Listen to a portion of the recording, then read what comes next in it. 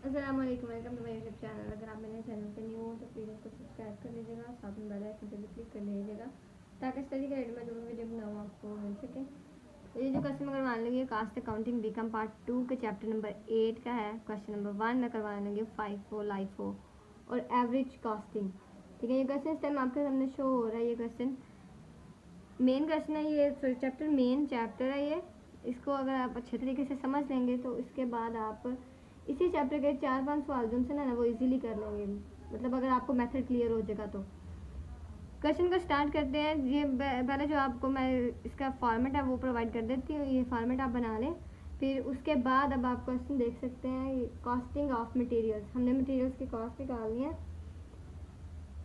Perpetual inventory card ML electric products produce electrical accessories on its manufacturing operation. A material named as E-connector is used. Following are receipts and issues of E-connectors during the month of April. अच्छा, अब हमने क्या करना है, पहले dates को देखना है।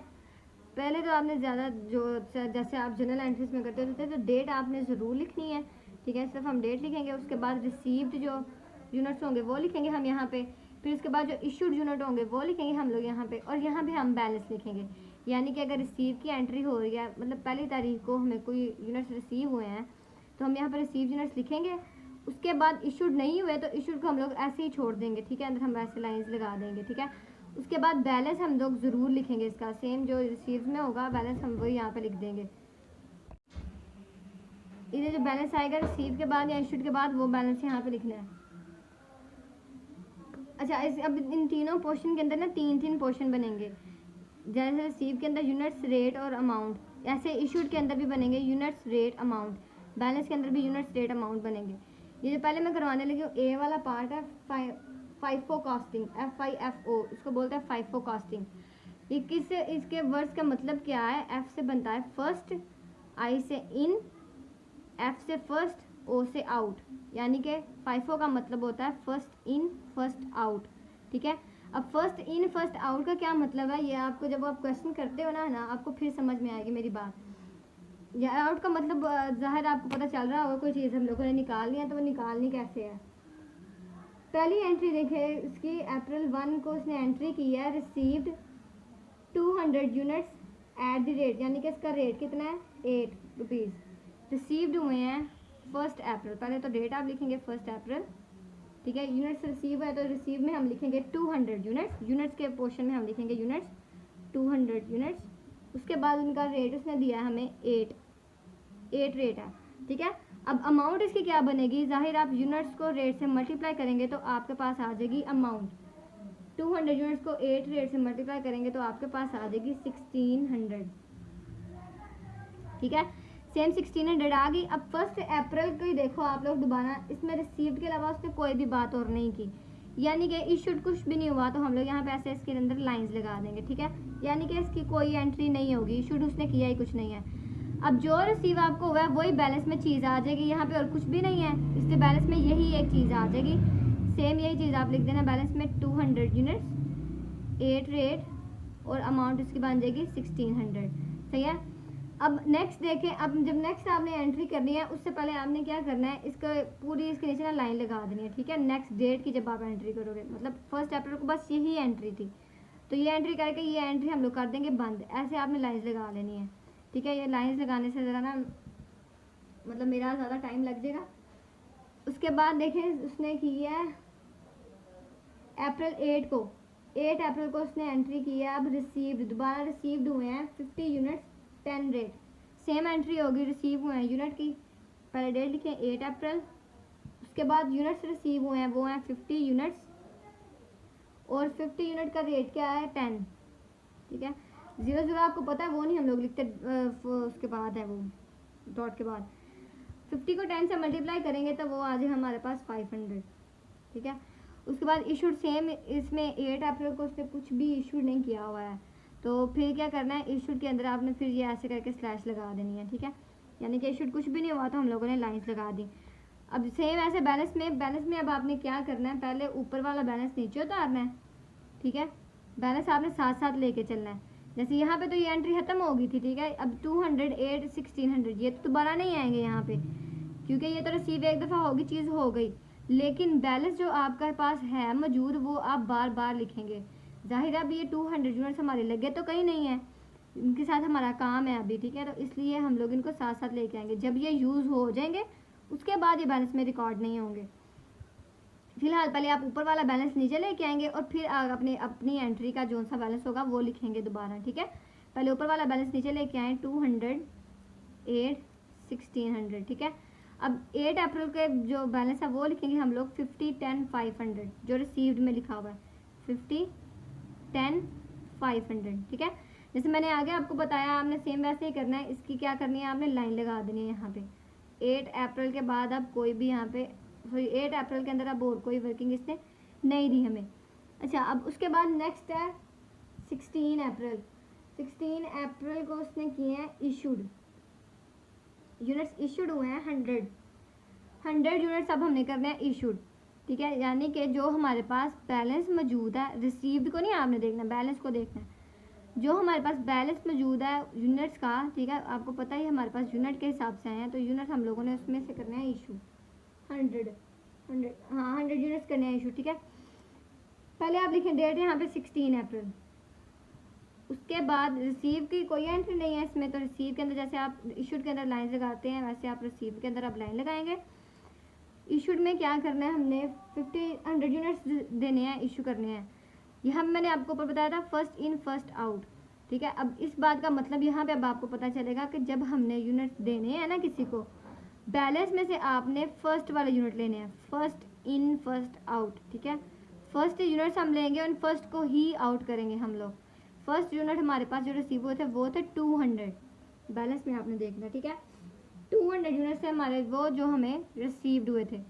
अब इस 200 में से हमने करने हैं 100 यूनिट्स इशूड, तो हम क्या करेंगे 200 में से 100 यहाँ पे लिख देंगे, 100 इशूड हो गए। रेट आप यही लिखेंगे इसका 8, जो इसने रेट है था जिसके आपने यूनिट्स लिए हैं उसी का ही रेट लेना है, ठीक है। फर्स्ट यूनिट लिए हैं फर्स्ट रेट ही लेंगे, ऐसे नहीं करना फर्स्ट यूनिट ले लिए और सेकंड वाले का रेट ले लिया। 200 में से 100 यूनिट हम इशू कर देंगे और रेट आ जाएगा 8। अब 100 को 8 से मल्टीप्लाई करेंगे तो बन जाएगा 800, ठीक है। जैसे मैंने आपको बताया था रिसीव और इशू में हम कुछ भी करेंगे बैलेंस में वो चीज़ आएगी। अब बैलेंस में ये चीज़ कैसे आएगी, इशूड हो तो यानी कि वो बिज़नेस में से चीज़ हमारे चली गई है, ठीक है। वो बिज़नेस में नहीं है तो वो बैलेंस में से भी हमारे जाएगी, ठीक है, क्योंकि हमने बैलेंस में से 100 यूनिट्स लिए हैं तो वो बैलेंस में तो जाएंगे ना। अब 200 लिए थे, 200 यूनिट से 100 हमने इशू कर दिया, तो मतलब पीछे कितने रह गए, 100 यूनिट्स रह गए पीछे। 8 उसका रेट था, 100 को 8 से मल्टीप्लाई करेंगे तो 1600 आ जाएगा। ये हमारे पास आ गया फर्स्ट का जो बैलेंस था हमारे पास वो आ गया। अब सेकंड का बैलेंस हमारे पास क्या था 50 10 500, यही था। आप सेम ऐसे लिख देंगे 50 10 500, ये भी हमारे पास आ गया नीचे। अब नेक्स्ट क्या करना है आपने, अब यहाँ पे 16 अप्रैल के अंदर और कोई भी काम नहीं है, इसलिए हम क्या करेंगे यहाँ पे लाइन लगा देंगे। मेरी टेढ़ी लग रही है लाइनें तो आपने इस चीज़ को इग्नोर करना है। आप इसको जब नीट काम करोगे तो आप जाहिर है इनकी सीधी लाइन लगाइएगा। अच्छा, उसके बाद उसने एंट्री की है अप्रैल 24 को रिसीव्ड 120 यूनिट्स, रेट उसका 12। फिर दोबारा रिसीव यूनिट्स हुए हैं 120 और रेट 12 है। हम क्या करेंगे सेम वही एंट्री बनेगी 24 अप्रैल को उसने किया जी। रिसीव में हम लिखेंगे 120 और उसका रेट है 12। अब 120 को 12 से आप मल्टीप्लाई करेंगे तो हमारे पास अमाउंट आ जाएगी 1440, ठीक है, 1440 आ जाएगी। उसके बाद इशूड इसके 24 अप्रैल में कुछ भी नहीं इशू हुआ तो हम लोग इसके अंदर लाइन लगा देंगे सीधी। अब यहाँ पे हम लोग बैलेंस में क्या करेंगे, पहले हम लोग ऊपर वाले दोनों बैलेंस नीचे उतारेंगे, फिर ये तीसरा बैलेंस में हम यहाँ पे लिख देंगे, ठीक है, रिसीव्ड वाला। ऊपर वाले बैलेंस है 100 8 1600, उसके बाद है 50 10 500।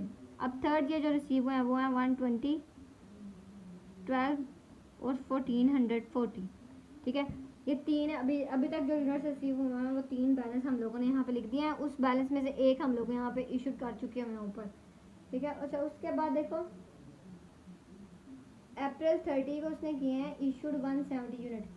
अब अप्रैल को उसने 30 को करने हैं इशू, पहले ये लाइन ख़त्म हो गई हमारी, ज़ाहिर है इसकी 24 अप्रैल को कुछ भी नहीं हुआ। और 24 अप्रैल के बाद उसने किया 30 अप्रैल को,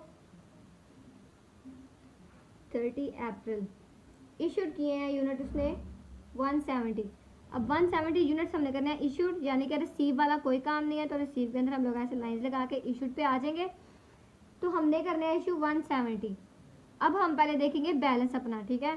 फर्स्ट इन फर्स्ट आउट है ये, यानी कि हम लोग पहले फर्स्ट वाली चीज़ देखेंगे। ये फर्स्ट है हमारा 100, ठीक है, 100 है, 50 है और फिर 120 है। फर्स्ट हमारे पास 100 है, लेकिन हमने इशू करने हैं 170। हम क्या करेंगे, पहले में जितने हैं इस बैलेंस में, सॉरी फर्स्ट बैलेंस जो भी है आप वो लिखें, वो है 100 मैंने लिख दिया, ठीक है। अब 170 में से 100 आप निकालेंगे तो पीछे रहेगा 70 यूनिट। अब आपने कहाँ से लेने हैं, नेक्स्ट वाले में से लेने हैं, बैलेंस में से 50, ठीक है। 100 और 50, अब ये 50 में लूँगी तो ये बन जाएंगे 150, हमें चाहिए 170। आपने इनको पूरा 170 तक करना है। अब इसका मतलब ये है कि अब हमें 20 और चाहिए, तो हम तीसरा वाला जो बैलेंस है 120 वाला, उसमें से हम लोग अब लेंगे 20 यूनिट्स। उसमें से ले रही है यहाँ पे 20 यूनिट्स। समझ, मेरे हाल से आपको इतनी समझ आ रही होगी, मैं आहिस्ता थोड़ा समझा देती हूँ दोबारा। फर्स्ट इन फर्स्ट आउट हम लोगों ने करना है। जब यूनिट्स आपको ज़्यादा मिल जाए 170, यानी कि यूनिट्स हमें मिल रहे हैं, हमारे फर्स्ट वाले बैलेंस में 100 सिर्फ यूनिट हैं, तो हम इस पर कन्फ्यूजन वाली कोई बात नहीं है। आपके पास यही सिर्फ यूनिट नहीं है, आपके पास आगे भी यूनिट हैं 50 और 120, ठीक है, ये दोनों भी यूनिट्स हैं। फर्स्ट से आपने स्टार्ट करना है, आपको जहाँ तक आपके यूनिट्स कंप्लीट होते हैं आपने नीचे से यूनिट्स लेने हैं, लेकिन स्टार्ट फर्स्ट से करना है, ठीक है। सिर्फ इसमें यह बात है कि फर्स्ट हमने सिर्फ हाथ लगाना है चीज़ों को। अच्छा, फर्स्ट में से हमने 100 लिए थे, ये आगे 100, उसके बाद इसका रेट था 8। नेक्स्ट वाले में है ही 50 यूनिट से, तो 50 हम लोगों ने ले लिए, उसका रेट था 10। और उसके बाद हमने 20 यूनिट्स लिए थे इस 120 में से, जो हमने 24 अप्रैल को एंट्री की थी, इसमें से हमने लिए 20 यूनिट्स और उसका रेट था 12, ठीक है। 20 यूनिट्स ले, उसका रेट था 12। अब देखें यहाँ पे ये भी यूनिट हमारे ख़त्म हो गए। फर्स्ट वाला बैलेंस सॉरी दिखाने लगी मैं आपको।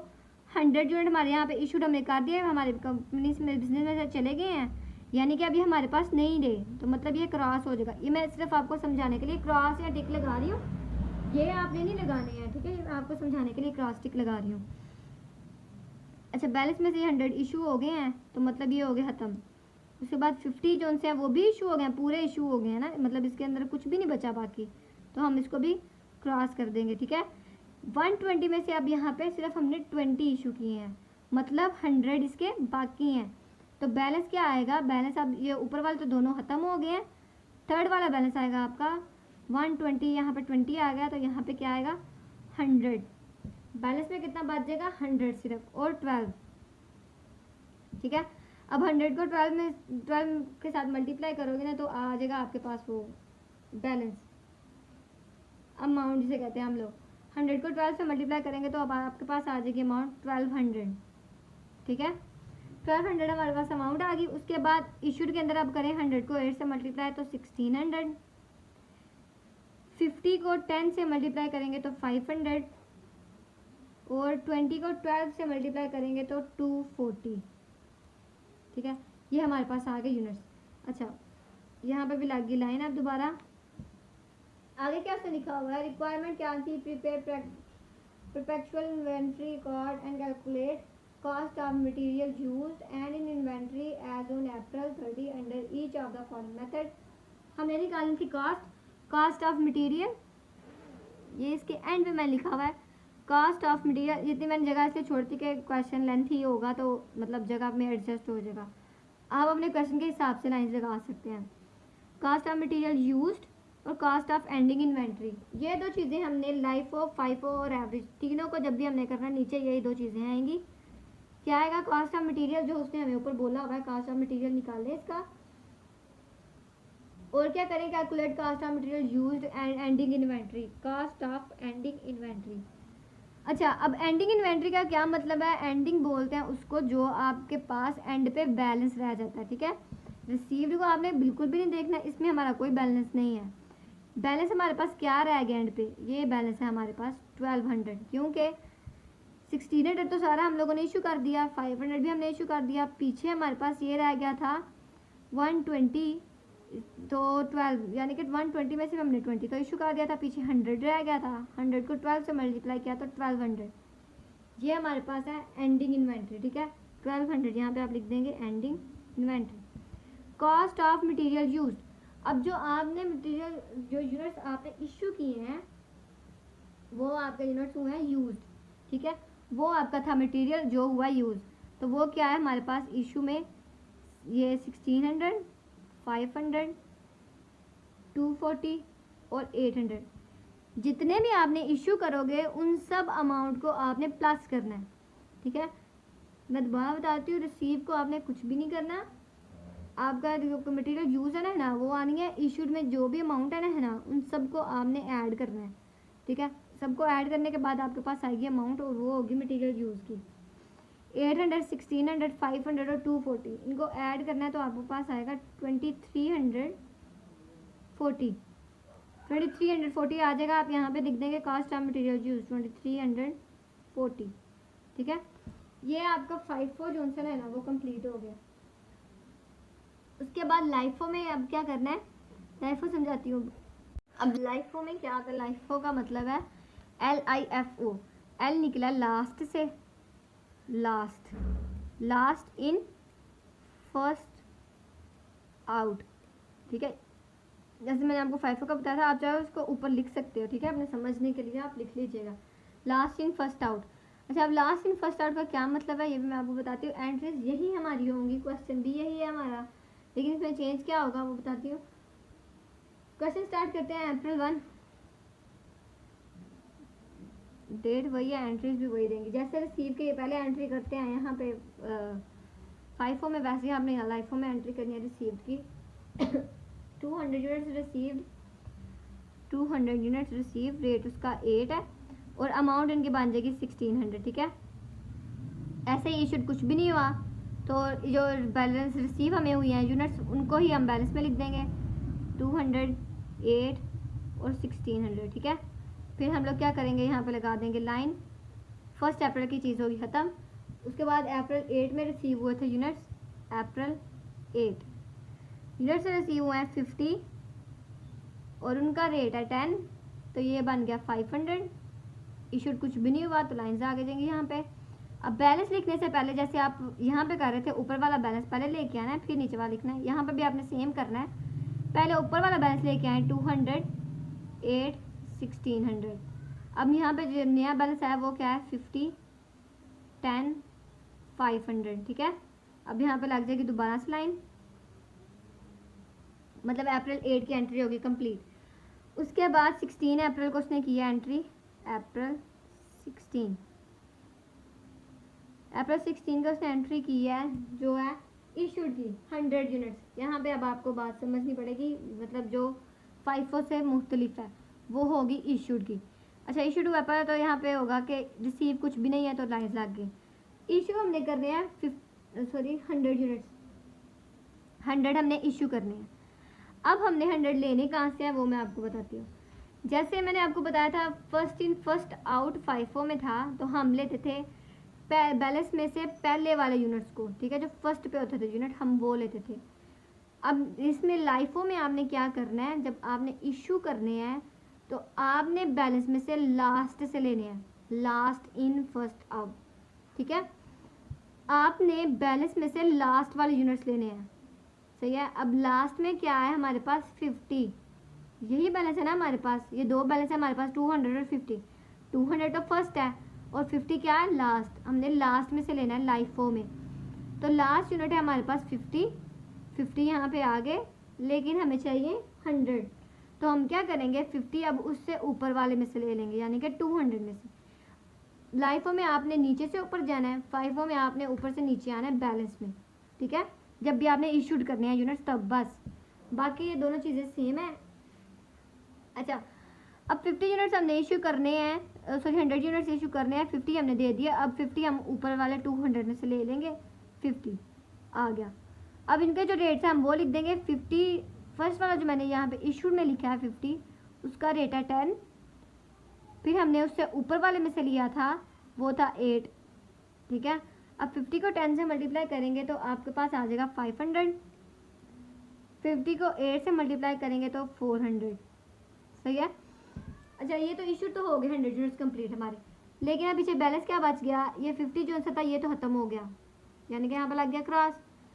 अब यहाँ पे 200 यूनिट्स में से हम 50 यूनिट्स इशू कर चुके हैं, तो पीछे कितने रह गए 150, ठीक है। 200 में से 50 माइनस करेंगे तो हमारे पास 150 ही आएगा।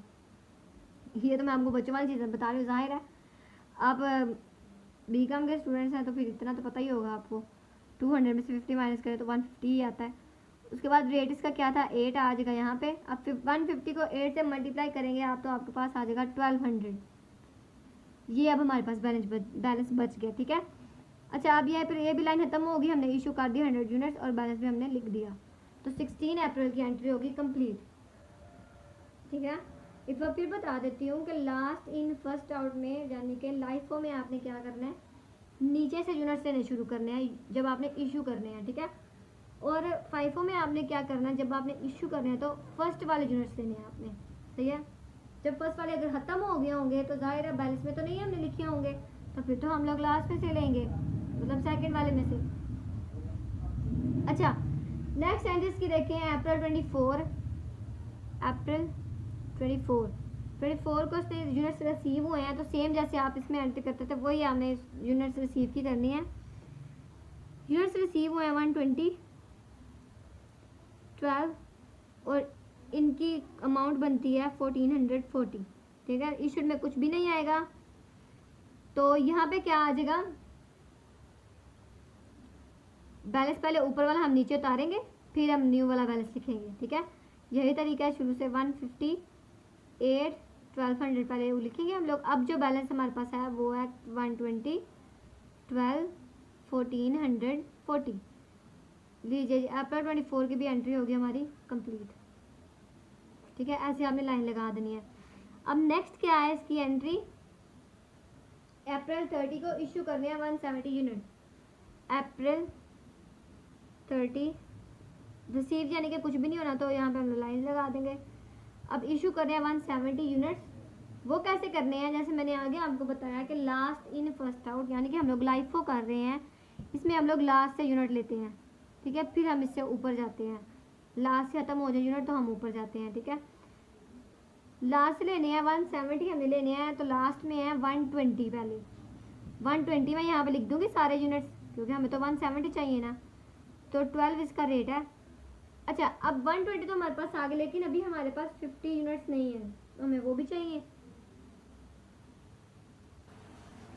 अब 50 यूनिट मैं लूँगी इससे ऊपर वाले में से, जो है 150 यूनिट्स। बैलेंस में पहले देखेगा वो कितने यूनिट है, 150 यूनिट है वो, ठीक है। तो अब इसमें से मैं 50 ले लूँगी यहाँ पे इशू में, तो उसका रेट ले लूँगी 8।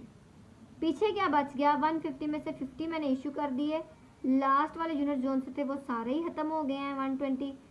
उससे ऊपर वाला 150 था, उसमें से 50 मैंने इशू कर दिए हैं, पीछे रह गए 100 और उनका रेट क्या है 8, ठीक है। अब 100 को 8 से आप मल्टीप्लाई करेंगे तो आएगा 800, 120 को 12 से मल्टीप्लाई करेंगे तो 1440 और 50 को 8 से मल्टीप्लाई करेंगे तो 400, ठीक है। ये भी आपकी एंट्री होगी कंप्लीट। लीजिए अब यहाँ पर तक हमारे पास सिर्फ अप्रैल 30 तक चीज़ें थी। अब हमने क्या निकालना है, इसका कास्ट ऑफ मटेरियल यूज और ending inventory. Cost of material use और एंडिंग इन्वेंट्री हमारे पास क्या बचती है, बैलेंस में जो हमारे पास एंड पे बैलेंस बच जाता है वो होती है हमारी एंडिंग इन्वेंट्री, वो 800 है। इन्वेंट्री यानी कि अमाउंट हमारे पास आएगी 800 बैलेंस में। और कास्ट ऑफ मटेरियल यूज क्या आएगा आपका, इशू में से इशू, जैसे आपने फाइफो का मैंने बताया था वही काम करना है आपने, सिर्फ चेंज आपका इशूड के वक्त होती है चीज़, बस और कुछ भी नहीं। इशू वाले जितने भी आपकी अमाउंट होगी वो सब आप जमा करोगे यानी कि प्लस करोगे, तो आपके पास आ जाएगी एक अमाउंट जिसको हम लोग दे देते हैं नाम cost of material use. Amount क्या है इशू में, 500 400 1440 400, इन चारों को आप ऐड करोगे तो आपके पास आ जाएगी अमाउंट 2740, ठीक है, जो क्या है आपकी कॉस्ट ऑफ मटेरियल यूज्ड। वैसे जैसे मैंने आपको 5 का बताया था नीचे लिख लीजिएगा, वैसे आप इसको भी लिख लीजिएगा, ठीक है। अच्छा, अब इसके बाद मैं आपको एवरेज कॉस्टिंग बताती हूँ कैसे निकालना है। अच्छा, अब ये एवरेज कॉस्टिंग में क्या होता है, ये अपने नाम से ही आपको शो करवा रहा है एवरेज। एवरेज का मतलब होता है हम लोग हर चीज़ को ना इकट्ठा करके लिखते हैं, ठीक है।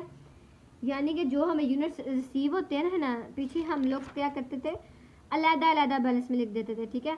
लेकिन अब यहाँ पे हम क्या करेंगे, जो भी यूनिट्स हमें रिसीव होते जाएंगे ना, हम उसको ऊपर वाले यूनिट्स के अंदर ऐड करके लिखते जाएंगे, ठीक है। ये हो गया, मतलब मैंने आपको क्या है थोड़ा सा वैसे समझा दिया। अच्छा, अब इसको क्या करना है, आपको जो भी यूनिट्स रिसीव होंगे आपने वो ऐड करते जाना है। रिसीव हो, पहली एंट्री देखें वो है अप्रैल 1 को, अप्रैल 1 डेट आपने ज़रूर लिखनी है इसकी। वो यूनिट्स रिसीव हुए 200, 8 उनका रेट है। सेम यही आपने एंट्री लेनी है तीनों के अंदर, ठीक है। कुछ और आपने सोचने नहीं बैठ जाना कि पता नहीं क्या करना था क्या नहीं। तो अमाउंट आ गई 1600, ठीक है। बैलेंस में हम लोग सेम लिख देंगे, अभी इशूड कुछ भी नहीं हुआ। बैलेंस में आ जाएगा 1200, 8, 1600, सही है। अब नेक्स्ट देखो उसने एंट्री की है अप्रैल 8 को, रिसीव 50 यूनिट्स और उनका रेट है 10। अप्रैल 8 को एंट्री हुई है, रिसीव 50 यूनिट्स। इसकी आपने लाइन लगा लेनी है, ऐसे मैंने लाइन नहीं लगाई, लाइन लग गई। उसके बाद 50 यूनिट रिसीव हुए हैं, उनका रेट है 10, मल्टीप्लाई करेंगे तो आ जाएगा 500, सही है। इशू कुछ भी नहीं हुआ। अब बैलेंस में लिखने वाला काम मैं आपको बताती हूँ क्या करना है। एवरेज कास्टिंग में आपने पहले वाले यूनिट्स को अब वाले यूनिट्स में, यानी कि जो आप एंट्री कर रहे हैं उसके यूनिट में हमने ऐड करना है। 200 यूनिट्स पिछले हैं हमारे पास और 50 अभी रिसीव हुए हैं हमें। 200 में 50 हम ऐड करेंगे तो ये बन जाएगा 250, ठीक है। रेट आपने ऐड नहीं करने, वो भी मैं आपको बताती हूँ क्यों नहीं करने। अब यहाँ मैं आपको ऐसे लाइन लगा कर बताती हूँ, यूनिट को हमने यूनिट्स के अंदर ऐड कर दिया, ठीक है। ऐसे अब आपने अमाउंट को अमाउंट में ऐड कर देना है, पिछले बैलेंस के अमाउंट में हमने ऐड कर देना है जो अभी हमारे पास रिसीव हुआ यूनिट उनके अमाउंट को। 500 में अमाउंट रिसीव हुई है और पिछले यूनिट के हमारे पास अमाउंट है 1600, तो ये बन जाएगा हमारे पास इनको ऐड करने के बाद 2100, 2100, ठीक है। अब इसका रेट कैसे आएगा, रेट देखें अब यहाँ पे आप रेट अगर ऐड करें 10 में 8 अगर आप ऐड करें तो ये बन जाएगा 18, ठीक है। यहाँ पे अगर आप सपोज मैं आपको सिर्फ बता रही हूँ, अगर आप यहाँ पे 18 लिखते हैं, आपने पीछे देखा है कि हम यूनिट में रेट को ऐड करते हैं, सॉरी मल्टीप्लाई करते हैं तो हमारे पास अमाउंट आती है। आपके पास अमाउंट यहाँ पर 2100 है। अब यहाँ पे अगर आप रेट ऐड करते हैं 10 में 8 को ऐड करते हैं तो 18 रेट बनेगा। मैं क्या कहना चाह रही हूँ, मतलब कि अगर आप ये रेट लिखते हैं तो क्या गलती निकलती है वो मैं आपको दिखाती हूँ। 18 बनेगा। अब 18 यहाँ पे सपोज मैं लिखती हूँ, आपने यूनिट को अंदर, अब यूनिट के साथ ना 18 जो रेट है ना उसको मल्टीप्लाई करें ज़रा, ठीक है। यूनिट्स के साथ यानी कि 250 यूनिट हमारे पास ऐड करके आए हैं और रेट ऐड करके आया 18। अब इन दोनों को मल्टीप्लाई करें तो देखिए ये अमाउंट आती है 2100, ये आपकी अमाउंट नहीं आएगी, ठीक है। इसका मतलब है कि जो हम रेट लगा रहे हैं वो गलत है, सही है। यूनिट्स भी ऐड करेंगे, अमाउंट भी ऐड करेंगे एवरेज कॉस्टिंग में, लेकिन रेट ऐड नहीं करना। रेट कैसे निकालना है आपने, रेट निकलेगा वो कैसे निकलेगा, इसका फार्मूला होगा अमाउंट डिवाइड यूनिट्स। अमाउंट को यूनिट्स पे डिवाइड करेंगे तो आपके पास आ जाएगा रेट, ठीक है। ये फार्मूला आप लिख लीजिएगा। अमाउंट्स को आप डिवाइड करेंगे रेट यूनिट पे तो आपके पास आ जाएगा रेट। अमाउंट हमारे पास है 2100 और यूनिट हमारे पास है 250। जो ऐड किए हुए हैं वो देखना है, इनको नहीं देखना 200 और 50 को। अच्छा, ऐड किए हुए को देखना है। 250 यूनिट है हमारे पास, 250, 2100 को 250 पे डिवाइड करेंगे आप तो आपके पास आएगा 8.4, सही है। ये रेट आएगा आपके पास 8.4। अब ये देखने के लिए कि रेट सही निकला है या नहीं निकला तो आप यूनिट्स को रेट के साथ मल्टीप्लाई करेंगे तो आपकी अमाउंट 2100 ही आएगी, ठीक है। अच्छा, ये एंट्री भी होगी क्लियर, आई होप सो होगी क्लियर। अगर ना भी हुई हो क्लियर तो आप नीचे मुझे मतलब ना कमेंट करके पूछ सकते हैं, या उसके अलावा आप ना इंस्टाग्राम पे मुझे मैसेज करके भी पूछ सकते हैं, ठीक है। उसका लिंक आपको नीचे डिस्क्रिप्शन में मिल जाएगा। नेक्स्ट देखें, उसके बाद है अप्रैल डेट की एंट्री थी 16 अप्रैल में इशू होने हैं 100 यूनिट्स। अब इशूड करना है हमने 100 यूनिट्स। इशूड कैसे करते हैं जी, 16 में है 16 अप्रैल, रिसीव कुछ भी नहीं हुआ, सेम ऐसे लाइन्स आ जाएंगी। इशू करने हैं 100 यूनिट, तो हम लिख देंगे 100 कहाँ से लेने हैं, ये देखिए आपके पास ये बैलेंस है मौजूद 250, ऊपर नहीं अब आपने देखना, जाहिर है हमने ये दोनों बैलेंस को ऐड किया तो हमारे पास आया था 250। अब हमने यूनिट्स लेने हैं इसी 250 में से, मतलब एवरेज कास्टिंग लाइफ और फाइव दोनों में से ज़्यादा सिंपल है, ठीक है। एवरेज में मतलब आपने जो यूनिट्स ऐड किए हुए हैं आपके पास वो बैलेंस में लिखे हुए हैं। 200 को हमने 50 में ऐड किया था, हमारे पास 250 आ गया था। अब इसी 250 में से हम लोग 100 यूनिट्स जो से वो में क्या है ना वो इशू करेंगे हम, ठीक है। बैलेंस में 250 यूनिट है, इसी में से हम लोग 100 यूनिट इशू करने लगे हैं। 100 यहाँ पे आ गया, रेट इनका 8.4, 100 को 8.4 में मल्टीप्लाई करेंगे तो आपके पास आ जाएगा 840, ठीक है। अब बैलेंस में क्या रह गया पीछे, यूनिट 250 में से 100 तो हमने इशू कर दिए हैं, तो पीछे रह गया 150, ठीक है। तो रेट आ गया 8.4 सेम। अब 150 को 8.4 में मल्टीप्लाई करेंगे तो आपके पास आ जाएगा 1260, ये बैलेंस आ गया हमारे पास। अच्छा, अब ये 16 वाली एंट्री भी आपकी होगी कंप्लीट, ये देखिए मेरी लाइन कहाँ जा रही है अच्छा, उसके बाद देखिए 24 अप्रैल को उसको मैंने रिसीव 120 यूनिट 12 रेट, 24 अप्रैल को रिसीव हुआ ये 24 रिसीव्ड में हम लोग अब लिखेंगे यहाँ पे 120 यूनिट्स रिसीव हुए हैं हमें, जिनका रेट है 12। 120 को 12 में मल्टीप्लाई करेंगे तो आएगा 1440। इशूड कुछ नहीं हुआ, लाइन्स आ गई। बैलेंस में हम क्या करेंगे जी, जैसे मैंने आपको पहले बताया एवरेज कास्टिंग में पहले वाले यूनिट्स को हम लोग अब वाले यूनिट में ऐड करेंगे तो बैलेंस में लिखेंगे, ठीक है। ऐसे ही अमाउंट पहली वाली को हम लोग इस वाले अमाउंट में ऐड करेंगे जो फिलहाल अभी हमें रिसीव हुआ, उसी तरह हम लोग ऐड करेंगे वो लिखेंगे। अब पहले हमारे पास बैलेंस था 150 और अभी हमारे पास रिसीव हुए हैं 120, इन दोनों को आप ऐड करेंगे तो हमारे पास आ जाएगा 270 टोटल यूनिट हो गया हमारे पास, यानी कि टोटल लिखने हैं अमाउंट हमने यहाँ पे, रेट ऐड नहीं करना है, ऊपर मैंने वजह बता दिया आपको। उसके बाद है अमाउंट 1260 और अभी जो हमारे पास अमाउंट है वो है 1440। 1260 और 1440 को ऐड करेंगे तो आपके पास आ जाएगा 2700, ठीक है। रेट कैसे निकालना है, वही फार्मूला, अमाउंट को ऊपर रखें यूनिट पर डिवाइड करें। अमाउंट क्या है 2700 को डिवाइड करें 270 पर तो आपके पास रेट आएगा 10, ठीक है। ये हमारे पास आ गया बैलेंस। अब ये भी हमारी 24 वाली एंट्री होगी कंप्लीट, तो लाइन लगा देंगे इसके नीचे।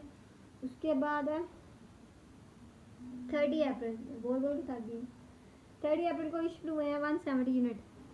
अब 30 अप्रैल की करेंगे हम लोग, यानी कि रिसीव कुछ नहीं हुआ तो हम लोग लाइन लगा देंगे, इशूड में आ जाए 170 इशू करने हैं।